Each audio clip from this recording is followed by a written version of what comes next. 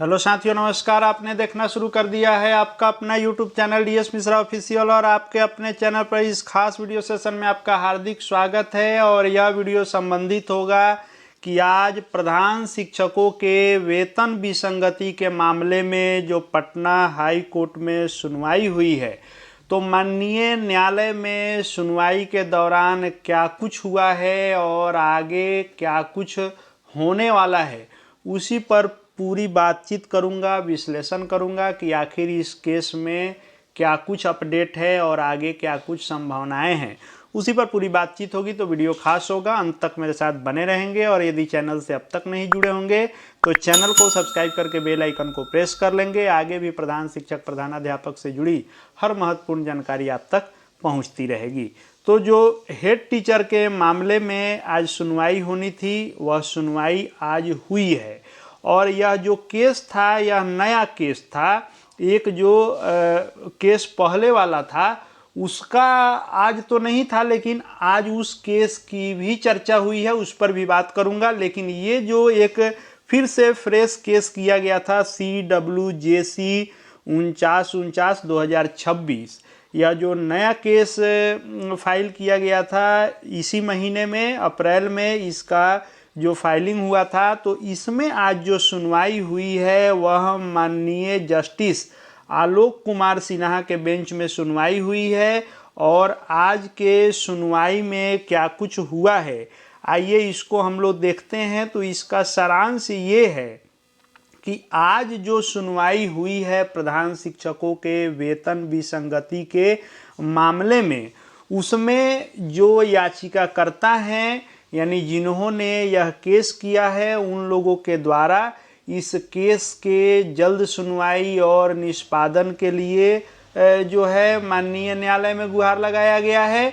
वहीं जो इसमें विपक्ष है यानी जो सरकार है, वह बिहार सरकार शिक्षा विभाग है, तो उसके अधिवक्ता के द्वारा, जो बिहार सरकार के अधिवक्ता थे, उनके द्वारा मांग किया गया है माननीय न्यायालय से कि चूंकि यह एक नया केस है तो इसमें पैरा वाइज यानी जो इनका ड्राफ्टिंग है, जो केस का नेचर है, उसके पैरा वाइज रिप्लाई करने के लिए यानी जवाबी हलफनामा दायर करने के लिए वक्त चाहिए।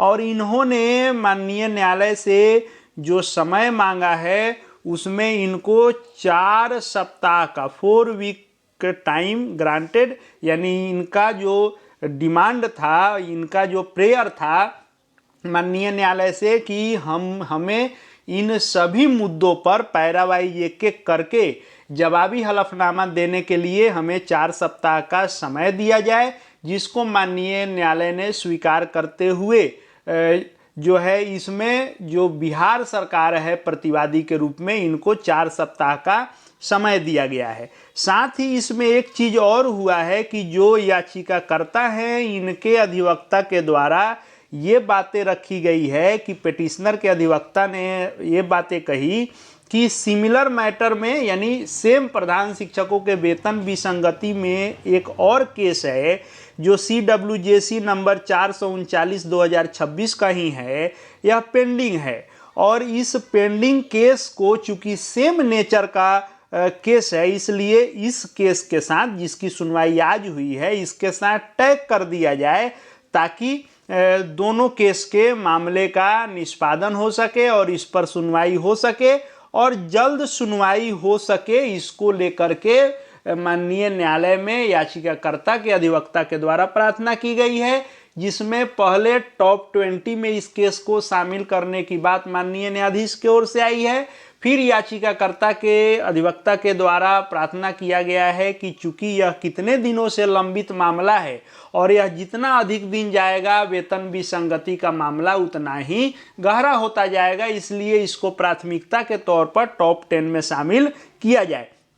जिस पर याचिकाकर्ता के अधिवक्ता के इस प्रेयर को स्वीकार करते हुए माननीय न्यायालय ने 11/5/2026 यानी 11 मई 2026 की डेट मुकर्रर की गई है और साथ ही इसको टॉप 10 में शामिल कर दिया गया है और इसमें टैग भी कर दिया गया है CWJC 439/2026। यानी जो ये आज का केस था जिस पर सुनवाई हुई है, यह जो केस था, जो फ्रेश केस फिर से किया गया था, चूंकि पहले वाले केस की सुनवाई नहीं हो रही थी, इसलिए यह प्लान बी के तहत याचिकाकर्ता लोगों ने फिर से एक नया केस दायर किया था कि कम से कम नया केस खुलेगा तो पुराने वाले केस को इसमें टैग करा दिया जाएगा ताकि सेम नेचर के केस टैग हो जाने पर एक साथ सुनवाई हो सकेगी। और हुआ वैसा ही है। जो रणनीति के तहत इन लोगों ने काम किया था वह हुआ है कि CWJC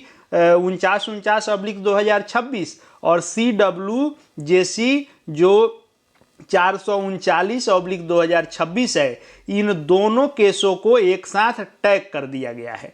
और टैग करने के बाद जो पेटिशनर के ओर से सीनियर अधिवक्ता थे, उनकी ओर से जो वकील थे उन्होंने अपना पक्ष रखा, साथ में रेस्पोंडेंट जो थे उनके विद्वान अधिवक्ता ने इस मामले में एक काउंटर एफिडेविट फाइल करना जरूरी है, इसलिए उन्होंने समय मांगा है।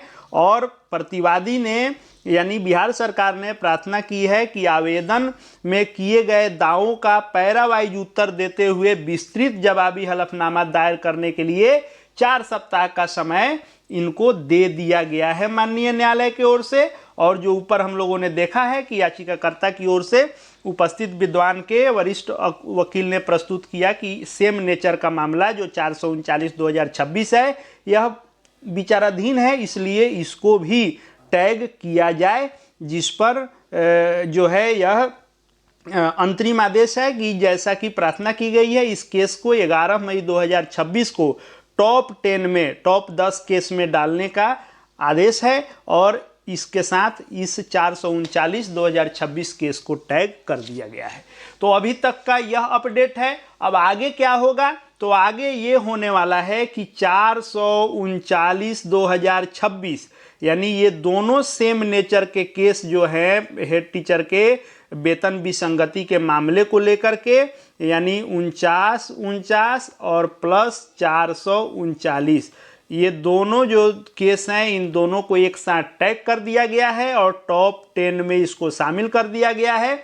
अब जो सुनवाई होगी, तो चूंकि टॉप 10 में शामिल हो गया है तो 11 मई को यह सुनवाई निश्चित रूप से होगी, क्योंकि सुनवाई का डेट भी आ जाता है और केस की संख्या लिस्टिंग में बहुत आगे रहती है तो उस दिन सुनवाई नहीं भी होती है। लेकिन चूंकि टॉप 10 में इसको शामिल करने का आदेश दे दिया गया है तो 11 मई के दिन प्रधान शिक्षकों के दोनों केसों की सुनवाई एक साथ होगी।